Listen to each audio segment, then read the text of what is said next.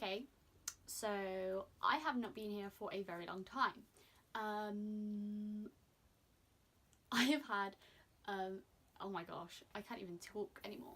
So I haven't been here for a very long time. It's because I've had exams and school stuff to do, and I thought that a good sort of like way of getting back into filming was just talking about my exams and how I found them and how I found doing A-levels, because there is a lot of I'm just taking a nap. So I thought a really good idea was to just talk about my exams and about my A-levels and about the things I've been struggling with or I found different to what people have told me, because there is some serious advice that I would have like told myself before I just started this, and that I wish people would have told me, because like, yeah, you need all the help you can get. So I'm hoping that even though lots of people have finished their exams, that this is going to help people that are doing their exams next year, thinking of taking A-levels. And this is not a video that's going to be like, don't take A-levels, they're horrible. Take them if they're right for you. Obviously if they're not right for you, do something that is. But yeah, I thought I might just enlighten everybody on my A-level experience. So I have 10 things all listed down on my laptop that I have learnt over the past like month, 2 months I'd say. Some of them it's just clarification of what everybody says, because I didn't believe people when they told me things and I was like, nah, I'll be fine, and I'm not. But yeah, just for a little bit of context, I had 7 exams this year, 3 business, 3 English and 1 drama exam. I have sat 5 of them already, so I've done 2 of my business exams, 2 English exams, and I've sat my drama exam. So that leaves me with another business exam and another English exam still to go. So I thought this was like a good point to take my, to sort of film this video, because I'm like in the midst of it right now. So the first thing, you will find yourself napping. I was not a nap person, I'd never have a nap. I always nap now. I don't know what it is. If I'm revising, I will fall asleep, so I can't revise in my room anymore. I have to go somewhere else and revise, because I will just be like in the middle of revising and I'll just like take a nap. And even if you're not a nap person and you're like, you just don't have naps, you will have naps. Like undoubtedly you'll be like the queen of napping when in your exams. It's so weird, you're just so eternally tired. Napping is a thing, and if you nap already, you will nap more. The second thing is that I found myself really wanting to do things that I would be like, no, I can't do that until after exams is over, like I'm just gonna take a break. And I've said it in the sort of way that it's like telling my friends like, no, it's alright, I'm just gonna take a break on that for exams, like I'm just gonna put it on hold for a bit. And I've told other people it to stop them asking me. Like for example, I was like, I'm not gonna go out to town until after exams is over. I'm not gonna go out for a drink, I'm not gonna go to the pub, I'm just going to revise. Not allowed myself to do it, so I really want to do it, but it's really difficult to like not go shopping during exams and be like, no, I can't go out for lunch, I have to stay and I have to revise. It's so difficult, and I need a glass of water.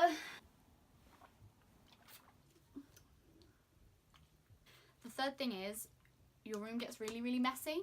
I said I had to tidy my room. I've basically moved all of the mess from like this area of my room over there, like over in this like corner here, just because like there is so much stuff. I had like 2 really big lockers at school, and I had to empty them all and bring them all home. So I've got all my folders here, all my books, all my little wallets, all of my reading books, all of my pens, all of my pencils. I literally have everything, and it's all lined up against my wall. I have a little like bed table over there that I can like stick on my bed. It's really cute, it's from IKEA. Like full of stuff. I've got bags of things, I've got pieces of paper everywhere. Like it's revision stuff, but then it's also other stuff as well. I've got like a huge IKEA bag full of uni stuff, and if you're going to uni you will find yourself accumulating like stuff you need to take, like plates and bowls and towels and a bathroom bin, hangers, placemats, cutlery, little Tupperware things. Like it gets everywhere. But yeah, like you don't have time in your head. You're like, no, I don't have time, I have to revise, and then once you're done revising, all you want to do is sleep and eat, so you don't really tidy much. Clothes are everywhere, stuff is everywhere. It's a mess. It's kind of dirty, kind of needs a hoover. You cry so much. I have found myself just like crying over needless things. I've been doing ironing and I've just been like, I can't iron anymore. I can't do it, and I've just started crying. I think it's part tiredness, part stress. You also become ill really easily as well, because you're just stressed out and you're tired, and everything's kind of getting to you. Like, it's a lot of work. A-levels are hard, man. I have also found myself and a lot of my friends wishing away the last couple of weeks of school, and you only realise that you're doing that in like the last couple days, and you're like, oh my god, I have spent a month, 2 months, 3 months, 6 months, a year waiting for this, like waiting for myself to leave and being like, yes, I can't wait, like I just can't wait till study leave, and I can't wait to just get away from this place. And especially if things have been like rough for you or you've had a hard time, like you find yourself being like, just a couple more days, just a couple more weeks, and then we'll be there. And then when it gets there, you're like, oh my god, I have spent the whole time wishing this away, and you will regret not making the most of it. Number 6 is that you will fall out with someone, even if it's one person or if it's everybody. You will fall out with someone, you'll have an argument, your friendship group will split apart, something won't go right. It's because everybody is stressed out. I've had this when I took my GCSEs, when people were taking their AS levels, and when people are taking their A levels. Like, it happens around this time of year. Everybody just falls out, and it's nobody's fault necessarily. Sometimes it is, but sometimes people just fall out just because they're stressed and because they can't be bothered to think about it in a logical way. Their brain's already working overtime trying to get them through their exams, and things just aren't going right. Tensions are high, people are tired, people are stressed, and you fall out.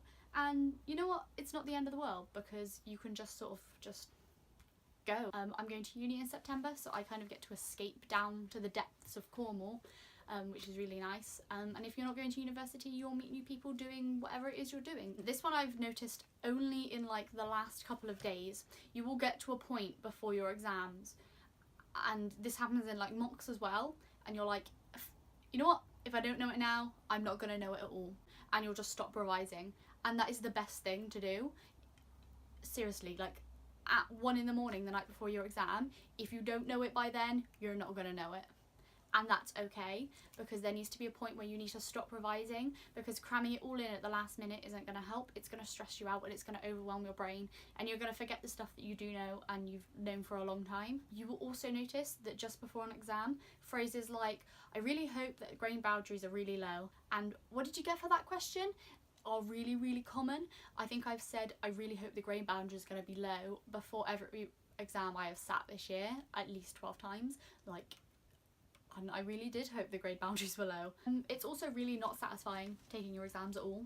You think it's going to be really cathartic, and you're going to get in there and you're going to be like, bam, bam, exam, done, and you're going to walk out and be like, whoa, it's over, like, I'm happy, I never have to do that again. It's really not like that.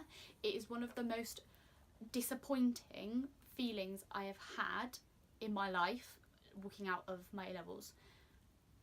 My GCSEs weren't really a problem, because it wasn't like, I don't want to say I didn't work hard, but I didn't stress myself out like I've stressed myself out this year.